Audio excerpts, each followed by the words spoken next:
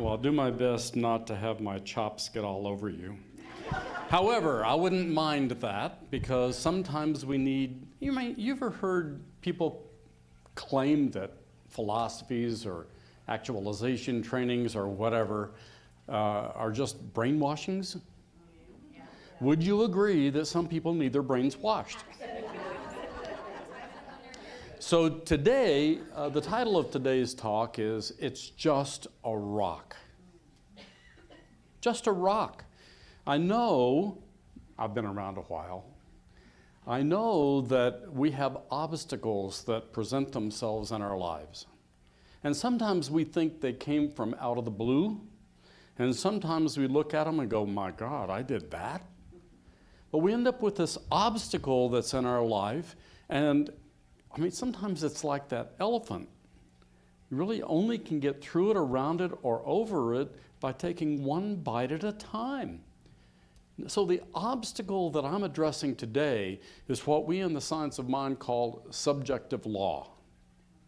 Subjective mind. The law. Because your law, my law, and indeed our law as a collective are a function of what we have tended to buy into and live over and over and over and over again. It's like that 12-step program for people who talk too much. And on and on and on and on and on.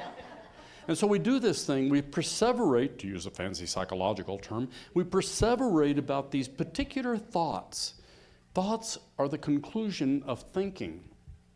And when you get tired of thinking, you draw a conclusion. The science of mind challenges us to continue actual, active, conscious thinking. Challenging our beliefs, because that's what causes our experiences in life. It looks like this. You probably have had thoughts in your life. Yes. You probably have added a little bit of emotion to those thoughts, and it became an opinion. Sometimes if you add even more emotion and some behavior that's congruent with those thoughts, you end up with a belief. And if you fully embrace that thought, it becomes your way of living. I call that faith. I consider faith to be a verb. And I have had faith in some of my rocks in my life. How about you? I've had faith in those rocks that were going to destroy me. So I stood up along with the other veterans. And when I got back from Vietnam during the 70s, I started noticing I was doing unusual behaviors. I called the first 5 years after I came back the re-civilization of animal graves, because that's really what it was. I had become a different person. Didn't really care for that person because of the behavior that that person exhibited again and again and again. It's frustrating. And then about 1980-ish or so, it was a little before or after, I don't remember when, there was this catch-all acronym that people started throwing around, PTS. Back then it was PTSD, it was a disease or a disorder. But it was post-traumatic stress, PTS. And I thought, that's just bullpucky. He used a stronger term, but the idea, you get the idea. I thought it was nonsense. I thought it was just an excuse to act out. I've been introspective most of my life, and I started looking at some of my behaviors and said, I'm doing that. Maybe there is something to this stuff. And so at that time is when I began my own inner work. And it wasn't until 1982 that I discovered this philosophy, which expressed congruence to everything I believed in my core and could hardly live. You ever believe something but you just couldn't live it? I believe I'm healthy and I eat garbage. And we're not, because we're continuing to do behaviors that are contrary to healthy living. So a couple of quotations. I love William James was the first philosopher that made sense to me. William James said, "Metaphysics means nothing but an unusually obstinate effort to think clearly." Obstinate. I love that. There's such a great power in obstinance, in staying the path, true to the truth of us. And a long time ago, right when I started the ministry, I didn't realize that my ministry was encouraging people to let themselves out. Because the more you are you, genuinely you, the more God expresses in life. The more you show up here, more God expresses here. I consider that a foregone conclusion. And so all of my work has been about encouraging people to, one, understand who they really are, God in form, God in expression, and then to become more of that. And sometimes it's one bite at a time. It's almost impossible for people to make these flips. Jackson, in his introit before their opening song, he said he changed the words. How dare he? I say rock. I change words to songs all the time. And I think claiming now is the most powerful statement. It's a true affirmation of being the being that you desire to be now. And it takes behavior, it takes action to really embrace that. I have this obnoxious point of view about teaching spiritual mind treatment. Now, practitioners, you're in the room, you guys do treatment all the time, and we all do treatment according to our own belief. But I have a point of view about verbs. Passive verbs don't have animation to them. I am God. For me, doesn't mean anything. It's a truism, but it doesn't mean anything at the level of my behavior. Active verbs move us, and they challenge our disbelief of the affirmation we're using. So when you're doing a spiritual mind treatment, I would teach you to use active verbs and get rid of all the ams, is, ares, was, wers, beings, and beens. It's hard, people. But back about Korea in that time, the Korean conflict, about during that time, the to-be verbs in general, the to-be verbs became less active and more passive. Create distance between you and the subject or the object, and you can observe it a little bit better. So it has its place in a book and in language and grammar itself. But when it comes to personal actualization, becoming more of that which you truly are, I'll use that word, means you live that. And if you aren't doing that, then what happens is you reaffirm the previous.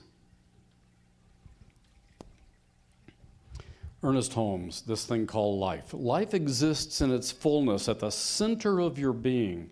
If it were never blocked, it would always flow through us as life, love, harmony, happiness, and success.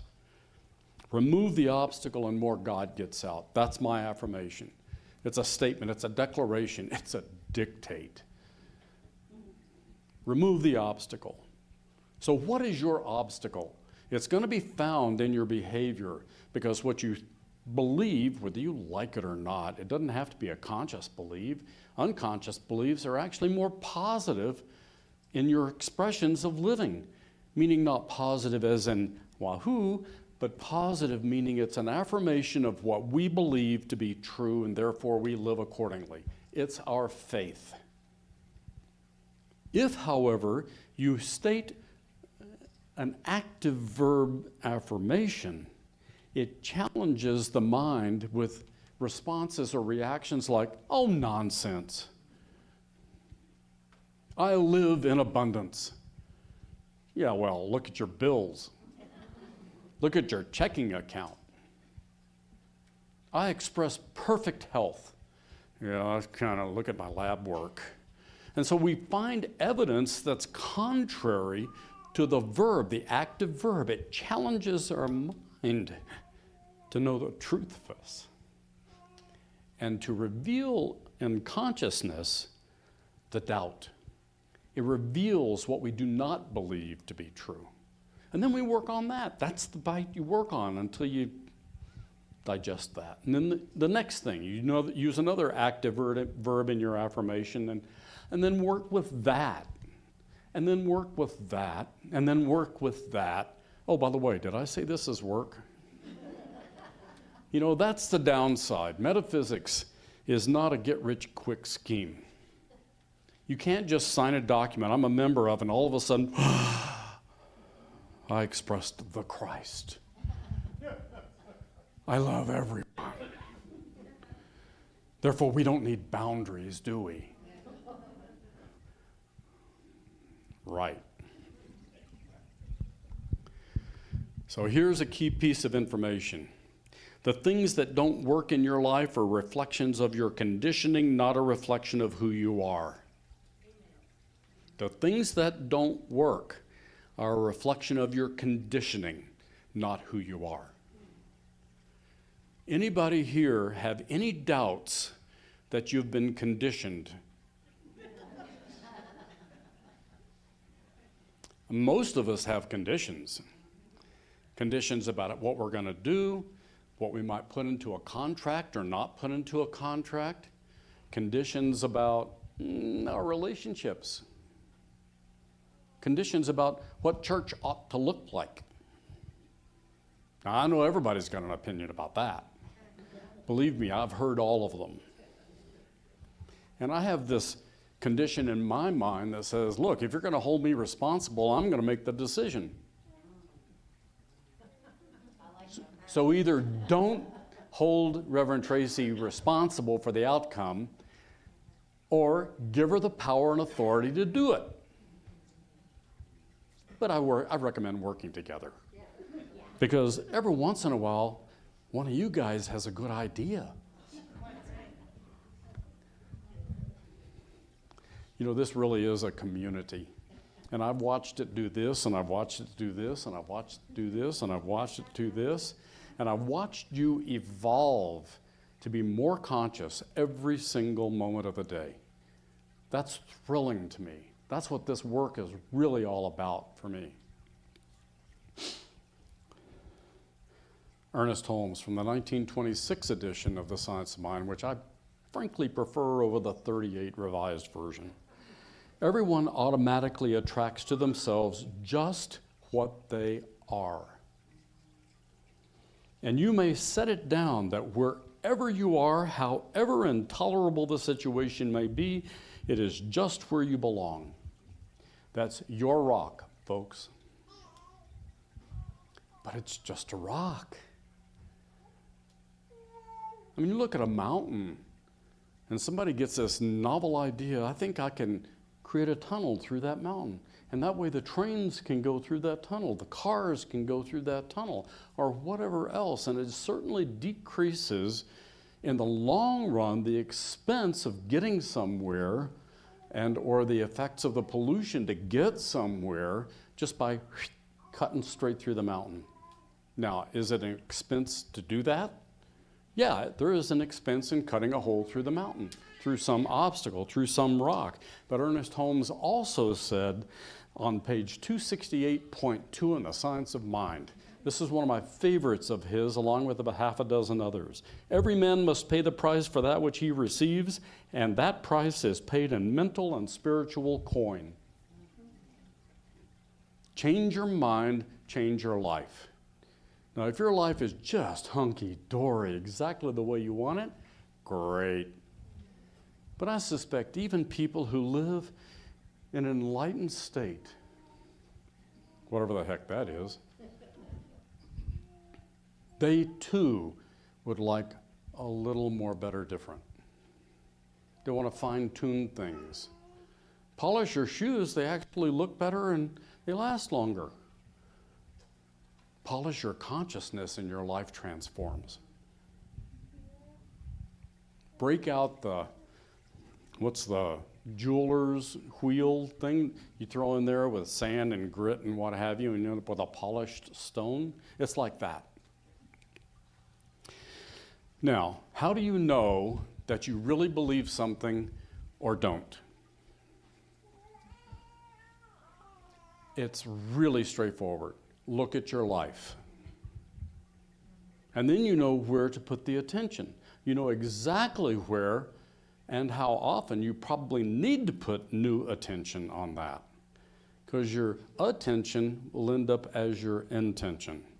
I don't think it's the other way around. You know, the road to hell is paved with good intentions, right? And that's a belief, a cultural belief that we still buy into. The road to heaven is also paved with good intentions, but it's your attention that makes that intention valid, real, and actualizable.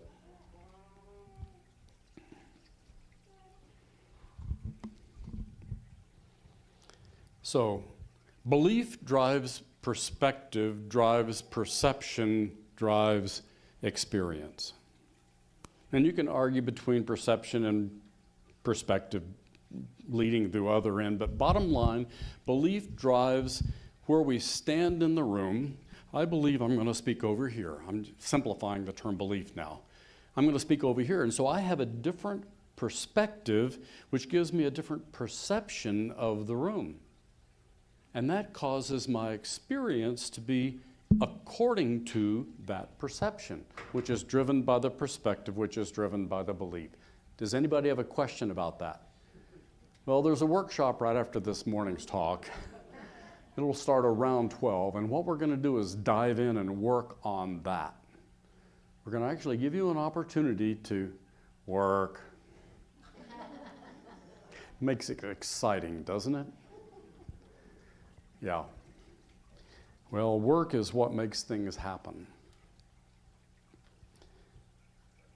As I present these ideas, you may not buy into all of them. And that's a common reaction to metaphysics when you first get exposed to it. It's like, I didn't create this cancer. Well, I would never accuse you of creating the cancer consciously, but could it be that there are some deep beliefs you have about yourself that means it needs to be diseased? And I think the universe loves us so incredibly and deeply, it will even go so far as give us an opportunity to start all over again if we don't pay attention. But it usually turns out to be, oh, I'm a little uncomfortable in this situation. The opportunity is start eating the rock. And if we don't pay attention that time, then it's going to be more uncomfortable. It's probably going to hurt. And if we don't pay attention to that, then it's going to get manifested in the body somehow. That's just sort of how I see this thing unfolding. I don't think anybody intentionally sets out and declares the affirmation, I choose cancer. And that's a scary thing to choose. We still haven't figured it out. Probably never will, because the mind is more powerful than any medicine you will ever encounter. Truly. I have story after story after story after story that of these seeming miracles. You know, a miracle is when something happens and you just don't know what God's doing behind the scenes. It's something like that. There's something going on there that if it's in front of us, it is for us to do. That is mine to do, dang it. I really don't want to invest the time and energy and lifestyle changes in order to overcome this, dissolve this, crush that, make a hole through that particular rock. But if it's in front of you, it's yours to do. And that means individually, at home, in your community, in this center. If it's in your way, or if it's something that's bothering you, That's for you to do. If you go out and you see garbage on the pavement, you pick it up if it bothers you. Or you can say, oh, that doesn't bother me.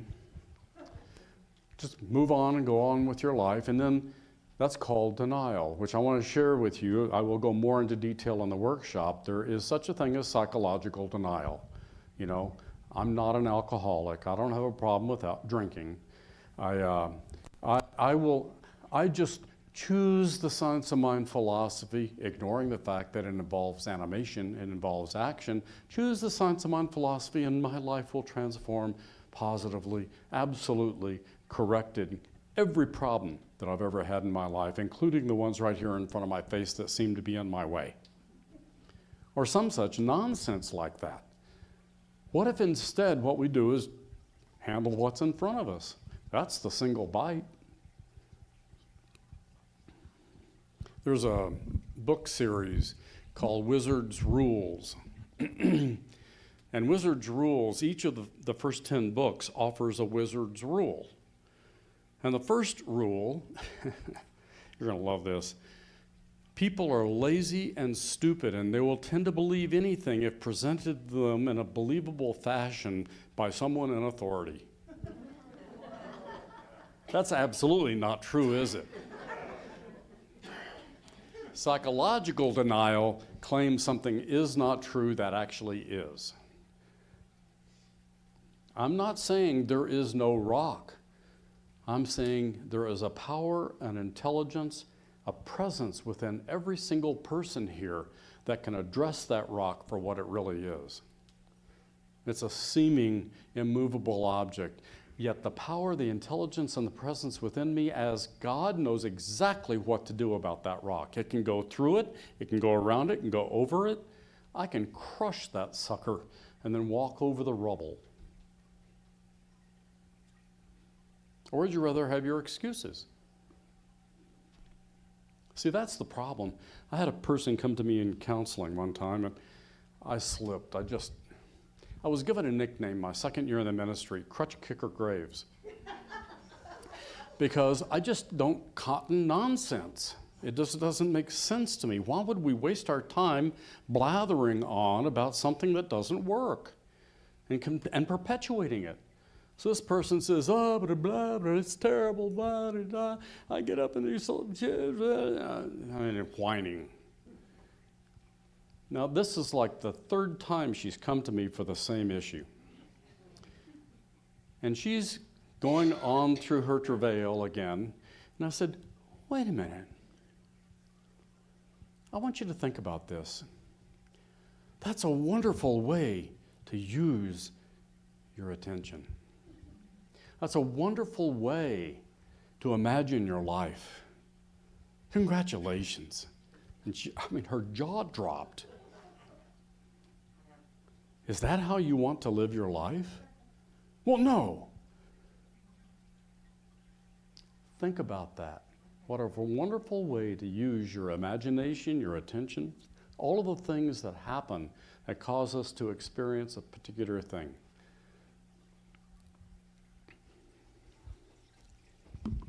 So in this series, Wizard's Rules, the last rule, the 10th rule, was the hardest for me to grasp. It took me a while, after even completing the book, to grasp the depth of it. 2 words, deserve success. Deserve success. I think that has a huge message in us for us in metaphysics. Who decides what your success is? No, actually, everybody around us decides. But we may just choose not to buy in. Some of you may choose, I deserve success because Reverend Tracy says I do. Or Reverend Donald says I do. Or a practitioner says I do. You're the one who determines, 1, what your success looks like, and 2, everything you need to do in order to have it. So deserve success means you do everything you need to do in order for you to experience your own success. Now that's pretty individual, isn't it? But when you understand that it is done unto you as you believe, there's a great key there that can deal with anything. What is your real belief? Challenging oneself to know what the real belief is. In closing, I want to share with you another quote of Ernest Holmes, and then I'm going to take a pause and I'm going to do a spiritual mind treatment for us this morning. The quote comes from This Thing Called You, page 128. Since the only life you can have is the life of the Spirit within you, you need to but permit its radiance to flow through your thought into self-expression. Permit its radiance. Let God be in you as you. Let God live you. Now, if you have some notion about what God is, authoritarian, big white beard, telling you you're going to suffer in hell, all this kind of stuff, you might want to trade that guy in. Some people have to shift over to the goddess form of God in order to even buy the idea of God at all. I like law because it's consistent.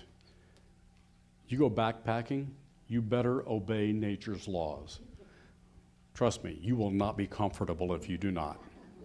Every opportunity to correct that. So, really, the whole idea of looking at any obstacle in front of you, it's just a rock, and permit the infinite to address the rock. Permit your personal understanding of the infinite power to address the rock. Your personal presence of the infinite presence to address the rock. And the infinite intelligence operating through you, through your thoughts, your words, and your actions, address the rock. It's just a rock, people. Permit the power, intelligence, and presence of the divine to operate as you. Bless you.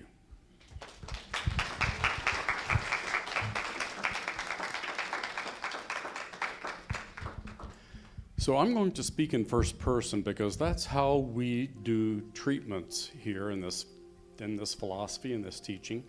I know for you, I know for me, etc. So I encourage you to hear these words that I'll speak in first person and consider translating, interpreting them into your own and see how they apply in your own personal life. Let's pray together.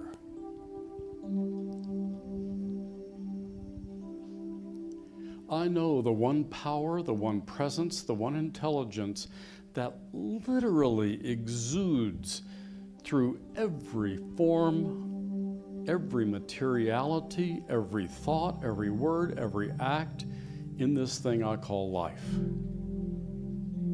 And I know that that life is much greater than my own personal life, and I recognize that my perspective about that life is what gives me a more full experience of that whole perfect life.